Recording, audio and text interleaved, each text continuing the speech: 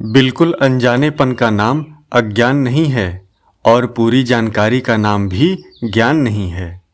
कुछ जानते हैं और कुछ नहीं जानते, उसका नाम अज्ञान है, अर्थात अधूरे ज्ञान को अज्ञान कहते हैं। सर्वथा ज्ञान के अभाव को अज्ञान नहीं कहते। जैसे पत्थर को कोई अज्ञानी नहीं कहता, क्योंकि ज्ञान है ही नहीं उसमें। दूसरा अज्ञानी वह है जो जानता है पर मानता नहीं है। यदि वह जैसे जानता है वैसे ही मान ले और वैसे ही कर ले तो उसका अज्ञान बिल्कुल दूर हो जाएगा। इसमें न किसी के पास जाने की आवश्यकता है न सीखने की। मनुष्य क्या जानता है? यह जानता है कि शरीर, कुटुंब, संसार सब के सब पहले नहीं थे और फिर नहीं रहेंगे, परंतु मैं पहले भी था और शरीर के बाद भी रहूंगा। परंतु इस बात को हम मानते कहाँ हैं? हम शरीर और संसार को रखना चाहते हैं। हम चाहते हैं कि शरीर निरोग रहे, धन संपत्ति आ जाए, आदर सत्कार हो।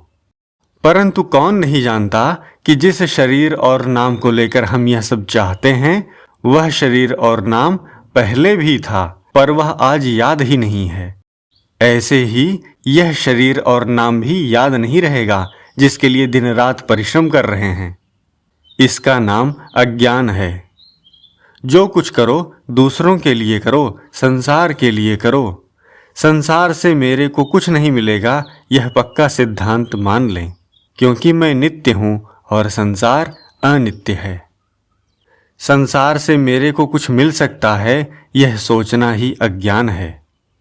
फिर भी संसार को प्राप्त करने के लिए उद्योग करते हैं रात दिन, परंतु जो अपना है और मिल सकता है उसके लिए उद्योग नहीं करते। यह एकदम पक्की सच्ची सिद्धांत की बात है। अब एक बात और बतावें, आप ध्यान देकर सुने, समझें और उसमें शंका हो तो पूछें। मनुष्य के भीतर इच्छा होती है। उस इच्छा के दो भाग होते हैं, एक होती है कामना और एक होती है आवश्यकता। उदाहरण के लिए, जैसे भूख लगी तो भूख में खाद्य पदार्थ की आवश्यकता है जिससे प्राण रह सकते हैं। ऐसे ही प्यास में जल की आवश्यकता है। परंतु कामना या इच्छा क्या है? इच्छा है कि भोजन बढ़िया हो, मीठा हो, स्वादिष्ट हो, जल ठंडा हो, मीठा हो। भूख बातों से नहीं मिटेगी, वह तो खाने से मिटेगी, परंतु इच्छा विचार से मिट जाएगी। जैसे अमुक वस्तु स्वादिष्ट है पर कुपथ्य है, अतः नहीं खाएंगे, क्योंकि इससे रोग बढ़ सकता है। यह तो एक दृष्टांत हुआ। मूल में बात यह है कि जैसे शरीर में भोजन की आवश्यकता है, ऐसे ही स्वयं को परमात्मा की आवश्यकता है। संसार की तो मात्र इच्छा है, आवश्यकता है ही नहीं। स्वयं को न तो धन की आवश्यकता है, न अन्न की आवश्यकता है, न शरीर की आवश्यकता है, न कुटुंब की आवश्यकता है, न संग्रह की आवश्यकता है, न भोगों की आवश्यकता है। इस स्वयं को परमात्मा की आवश्यकता है, क्योंकि यह परमात्मा का अंश है। ममैवांशव जीवलोके जीवभूतः सनातनः। इसे परमात्मा के अतिरिक्त और कोई आवश्यकता नहीं, परंतु इच्छाओं में इतना फंसा हुआ है कि इच्छा कभी पूरी होती नहीं और आवश्यकता जो पूरी होने वाली है उसे जागृत करता नहीं, अतः हरदम दुख पाता है। वास्तव में आवश्यकता एक होती है। भगवान ने कहा है, व्यवसायात्मिका बुद्धि रेका, अर्थात निश्चयात्मिका बुद्धि एक होती है। बहुशाखा हिनंताश्च बुद्धयो अव्यवसायी नाम। परंतु अव्यवसायियों की बुद्धियां अनंत होती हैं, अर्थात उनकी अनंत इच्छाएं होती हैं। आवश्यकता क्या है? संसार की इच्छा का त्याग करना और परमात्मा की प्राप्ति करना। परंतु इच्छाएं अनेक होती हैं, जैसे हलवा मिल जाए, पूड़ी मिल जाए, चटनी मिल जाए, धन हो जाए, परिवार हो जाए, मान सत्कार मिल जाए आदि। परंतु आवश्यकता होगी कि पेट भरना है, फिर साग पत्ती ही क्यों न हो। ऐसे ही मनुष्य को आवश्यकता परमात्म तत्व की है। उसके बिना आवश्यकता मिटेगी नहीं, परंतु इच्छा कभी मिटेगी नहीं। ज्यों-ज्यों इच्छा की पूर्ति करेगा, त्यों-त्यों इच्छाएं बढ़ेंगी। इनका कभी अंत नहीं होगा, इनकी पूर्ति असंभव है। इच्छाओं का त्याग और आवश्यकता की पूर्ति करनी होगी। चाहे तो आवश्यकता की पूर्ति कर दो तो इच्छाएं मिट जाएंगी, चाहे इच्छाओं को मिटा दो तो आवश्यकता की पूर्ति हो जाएगी। दोनों में से एक कर लो तो दोनों पूरी हो जाएंगी। संसार की इच्छाओं का त्याग कर दें तो परमात्म तत्व की प्राप्ति हो जाएगी। सर्वव्यापक परिपूर्ण परमात्मा कैसे दूर हो सकते हैं? सर्वसमर्थ परमात्मा में हमसे दूर होने की सामर्थ्य नहीं है।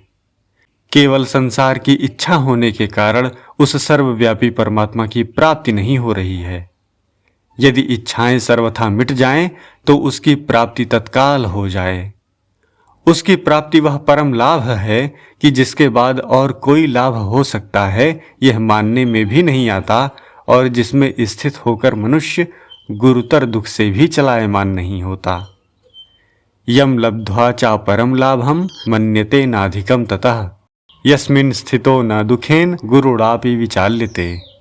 उसकी प्राप्ति होने पर परम शांति तथा परम आनंद ही रहता है, उसमें कोई फर्क नहीं पड़ता। मनुष्य इन इच्छाओं के कारण ही दुख पाता है। ये इच्छाएं महान अनर्थ का कारण हैं। जब तक यह पृथ्वी रहेगी, आप कितने ही विद्वान बन जाओ, कितने ही धनवान बन जाओ, कितने ही बलवान हो जाओ, कितना ही आदर मान सम्मान मिल जाए, आपको इंद्र और ब्रह्मा का पद मिल जाए, तो भी आपको शांति मिलेगी नहीं। यह एकदम सच्ची बात है सबके लिए। साधु हो चाहे गृहस्थ, भाई हो या बहन, जब तक परमात्मा की प्राप्ति नहीं होगी तब तक शांति मिलेगी नहीं, तृप्ति होगी नहीं। क्योंकि अविनाशी की तृप्ति विनाशी संसार से कैसे हो जाएगी, यह असंभव बात है।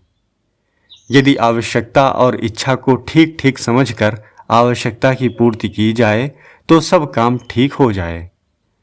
आवश्यकता पूर्ति अवश्य होने वाली है और इच्छा निश्चय ही मिटने वाली है। जैसे बचपन में खिलौनों की इच्छा थी परंतु अब होती है क्या? इसी प्रकार ठीक वैराग्य होने पर रुपयों की आवश्यकता रहती है क्या? संग्रह भोग की इच्छा रहती है क्या? तो पुरानी इच्छाएं मिटती रहती हैं परंतु नई जागृत होती रहती हैं। इच्छा होती है कि मोटर हो जाए, फिर मोटर रखने को गैरेज होना चाहिए, तेल चाहिए, ट्यूब टायर पुर्जे चाहिए आदि। इच्छाएं बढ़ती ही रहेंगी। जिमि प्रतिलाभ लोभ अधिकाई। इनका अंत तभी होगा जब आवश्यकता की पूर्ति हो जाएगी, अर्थात परमात्म तत्व की प्राप्ति हो जाएगी। सबसे पहले जितने भाई बहन यहाँ हैं अपने से पूछें कि मैं क्या चाहता हूँ। हम में से बहुतों को तो इस बात का ज्ञान ही नहीं है कि हम क्या चाहते हैं। कोई धन चाहता है, कोई पुत्र चाहता है, कोई मान आदर चाहता है, परंतु जिसे कभी चाहते हैं कभी नहीं चाहते, वह हमारी असली चाहना नहीं। हमारी चाहना तो सदा रहेगी, चाहे रात हो चाहे दिन हो, सुख हो अथवा दुख, संपत्ति मिले चाहे विपत्ति मिले, वही हमारी चाह या आवश्यकता है। कामना हमारी चाह नहीं, वह तो शरीर इंद्रियों मन बुद्धि प्राण की चाह है, हमारी नहीं है। अब प्रश्न उठता है कि यह ईश्वर अंश जीव अविनाशी चेतन अमल सहज सुख राशि होकर बंध कैसे गया? तो इसका उत्तर है कि यह इसलिए बंधा कि इसने संसार की इच्छा को मुख्यता दे दी और परमात्मा की आवश्यकता को भूल गया।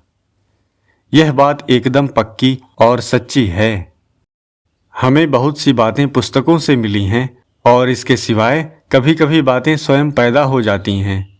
एक बार की बात है कि गीता भवन ऋषिकेश में प्रवचन दे रहा था कि मन में आया कि जिमि प्रति लाभ लोभ अधिकाई, यह क्या बात है? जैसे 10 रुपए वाले को 100 रुपए की इच्छा होती है, 100 रुपए वाले को 1000 की इच्छा होती है और 1000 मिलने पर 10,000 की इच्छा होती है। तो उत्तर आया कि रुपया स्वीकार करने से रुपए की इच्छा पैदा हुई। रुपए का महत्व अंतःकरण में आया तब रुपए की इच्छा पैदा हुई। यदि रुपए की इच्छा ना करें तो इच्छा बढ़ेगी नहीं। ऐसे ही पढ़ाई की इच्छा उसे होती है जो कुछ पढ़ा लिखा होगा और पढ़ना चाहता है। जो पढ़ा लिखा नहीं और पढ़ना नहीं चाहता, उसको पढ़ाई की चाहना कभी नहीं होती। उसके पढ़ाई की कमी नहीं है, पढ़े लिखे आदमी को ही पढ़ाई की कमी है। इसी प्रकार रुपए पैसे वालों को ही रुपए की कमी है। जिसके पास रुपया है नहीं और रुपए पैसों की इच्छा नहीं है, उसे रुपयों की कमी नहीं खटकती। अतः संसार की इच्छा के कारण ही अभाव और कमी है। अब प्रश्न है कि इस जड़ता से, इन इच्छाओं से कैसे छूटें? तो उत्तर है कि मनुष्य का जड़ता से संबंध है नहीं, इसने संबंध मान लिया है। और यह चेतन का जड़ के साथ संबंध ही अनर्थ का हेतु है। यह मूल बात है। भगवान ने मनुष्य को स्वतंत्रता दी है। नरक स्वर्ग अपवर्ग निसेनी, ज्ञान विराग भगति शुभ देनी। मनुष्य नरक स्वर्ग और 84 लाख योनियों में जा सकता है, ज्ञान वैराग्य भक्ति प्राप्त कर सकता है। मनुष्य ने उस स्वतंत्रता का दुरुपयोग किया, इस कारण फंस गया। और यदि अब यह स्वतंत्रता का सदुपयोग करे, आवश्यकता की पूर्ति करे और इच्छाओं का त्याग करे, तो बिल्कुल ठीक काम हो जाए। इसमें किंचिन मात्र भी संदेह नहीं।